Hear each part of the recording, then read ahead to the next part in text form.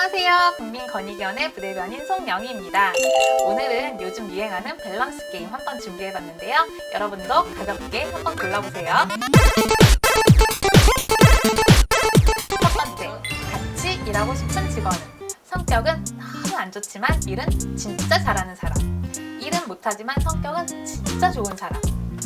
국민권익위원회 홍보대사 중 한 명만 만날 수 있다면 1번 기현님, 2번 이상엽님. 저는 한 명만 선택 절대 못합니다.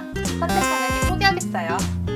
여러분이 생각하는 이상적인 세상은 1번 부패 없는 세상, 2번 고충 없는 세상. 한 가지만 선택하기 너무 어렵죠? 실제로 인생에서 하나만 선택해야 하는 경우는 많지는 않지만 내가 생각하는 이상적인 상황이 무엇인지 상상해보는 것도 재밌을 것 같아요. 어느 한 코너만 선택하기 힘든 다양하고 재밌는 코너로 가득한 권익비전 구독, 좋아요 부탁드려요. 코로나19 방역조치 등으로 피해를 본 소상공인의 피해를 지원하기 위해 정부에서는 그 손실을 보상해주고 있어요. 그런데 영업을 시작한 직후 집합금지 명령을 받아 아예 영업을 할 수 없었다면 매출 감소액을 추정할 수 없잖아요. 이런 경우에는 과연 보상을 받을 수 있을까요? 여러분은 어떻게 생각하세요? 국민권익위원회 소속 중앙행정심판위원회는 집합금지 명령으로 영업을 하지 못한 것이라면 손실보상 대상에서 배제하는 것은 부당하다고 결정했습니다. 청구인은 지난해 6월 건물을 임차해 개업하고 영업을 시작한 직후 집합금지 명령을 받아 영업을 할 수 없었다고 해요. 이후 건물 임차료와 관리비를 계속 납부하면서 집합금지 명령이 끝나기를 기다렸으나 10월 초까지 집합금지 명령이 계속되면서 영업 매출이 없었다고 해요. 집합금지 명령으로 피해를 입은 청구인은 중소벤처기업부에 소상공인 손실보상을 신청했는데 중기부에서는 청구인 사업장은 매출이 없어 손실보상 기준에 따른 매출 감소액을 추정할 수 없다며 보상금 지급을 거부했어요. 집합금지로 영업을 하지 못해 손실을 입었는데 보상도 받지 못하면 너무 억울하겠죠? 중앙행정심판위원회는 청구인이 건물 임대료와 관리비를 계속 납부해왔고 이 사건 이후 시행된 손실보상 기준에서 매출 감소액을 산정할 수 없다면 지역별, 시설별 매출 감소액의 평균을 적용해 추정할 수 있다고 되어 있는 점 등을 고려해 청구인을 손실보상 대상에서 배제한 것은 부당하다고 결정했습니다. 성과급, 보너스. 말만 들어도 왠지 설레기도 하고 또 평가 기간 동안 내가 과연 얼마나 일을 잘했나 걱정 반, 기대 반 하는 게 성과급인데요.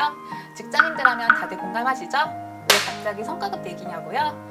한 공공기관에서 성과급 제도를 불합리하게 운영하고 있어 국민권익위원회가 제도 개선에 나섰습니다.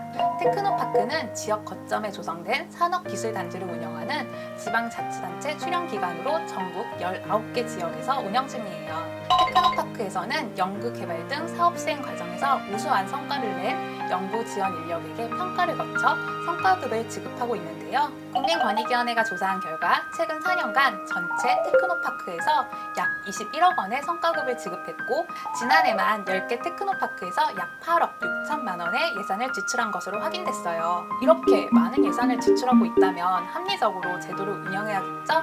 그런데 제도 취지와는 다르게 비서, 운전원인 등 연구 지원 업무와 직접 관련 없는 인력에게도 관행적으로 성과급을 지급하고 있었고 연구 지원 업무와 무관한 매사심, 근무기간 등으로 평가하는 등 업무 실적 중심의 평가가 전혀 이루어지지 않고 있었다고 해요.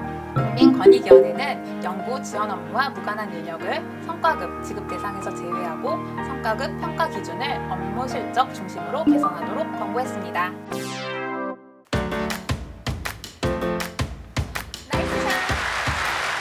최근 골프가 대중화되면서 2020년 골프 인구가 무려 500만 명이 넘어간다고 하는데요. 그래서 뭐랄까요?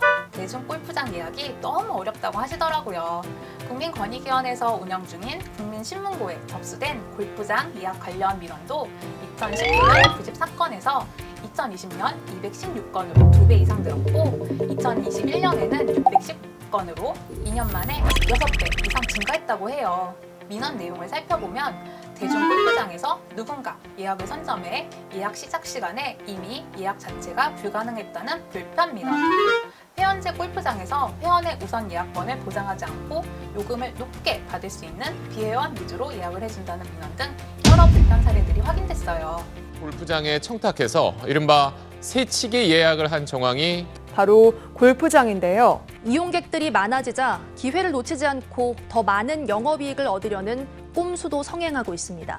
하지만 앞으로는 대중 골프장의 예약 선점, 회원제 골프장의 불공정한 비회원 예약 등 불공정한 방법으로 골프장을 예약하는 관행에 대한 관리 감독이 강화될 전망입니다. 국민권익위원회가 공정하고 투명한 골프장 이용 문화 정착을 위해 골프장 예약을 선점하는 등 불공정한 방법으로 예약하는 행위를 금지하는 내용을 법령에 구체적으로 규정하도록 하고 정기 점검 체계를 강화하는 내용을 관련 기관에 개선 권고했습니다.